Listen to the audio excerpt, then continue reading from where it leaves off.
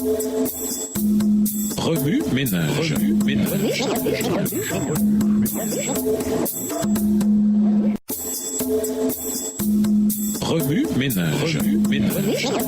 Bienvenue dans votre émission Remue ménage. Nous voilà à la leçon de jeudi, s'impliquer beaucoup plus de sa présence. Dieu ne demande à personne de devenir ermite ou au moins de se retirer du monde pour s'adonner exclusivement à l'adoration. Notre vie doit être semblable à celle de Jésus-Christ, partagée entre la communion avec son Père et la foule. Celui qui se contente de prier, cela sera bientôt de le faire, où ses prières finiront par n'être plus que de vaines redites. Celui qui se retire de la vie sociale, loin des devoirs et des luttes chrétiennes, celui qui cesse de travailler activement pour le Maître, qui a tant fait pour nous, perd l'objet même de la prière, et il ne lui reste plus rien qui le pousse à la pratique de la piété. Ses prières deviennent personnelles et égoïstes. Il ne peut plus demander à Dieu la force nécessaire pour travailler au bien de l'humanité et à l'édification du royaume de Jésus-Christ. Nous perdons beaucoup en négligeant le privilège de nous unir à d'autres chrétiens en vue de nous encourager mutuellement au service du Seigneur. Les vérités de la parole inspirée perdent leur éclat et leur importance. Nos cœurs ne sont pas éclairés et vivifiés par leur influence sanctifiante et nous déclinons spirituellement. Dans nos rapports entre chrétiens, nous perdons beaucoup par le manque de sympathie les uns envers les autres. Celui qui se renferme en lui-même n'occupe pas la place que le Seigneur lui avait assignée. La culture convenable de l'élément social de notre nature nous porte à sympathiser avec autrui et contribue à notre développement en vue du service de Dieu. Si les chrétiens voulaient se réunir pour se parler mutuellement de l'amour de Dieu et des précieuses vérités de la rédemption, ils trouveraient force et rafraîchissement. Chaque jour, il nous est possible d'avoir une connaissance plus profonde de notre Père céleste. Nous pouvons faire journellement de nouvelles expériences de sa grâce. Celles-ci feront naître en nous le besoin irrésistible de parler de son amour et ces récits même réchaufferont et stimuleront nos cœurs. Si nous pensions davantage à Jésus et si nous parlions plus souvent de lui et moins de nous-mêmes, nous jouirions beaucoup plus de sa présence. Extrait du livre Vers Jésus, chapitre 11, pages 154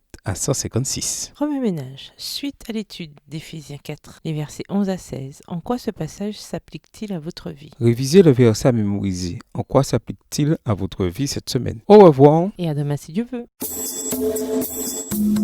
Remue ménage.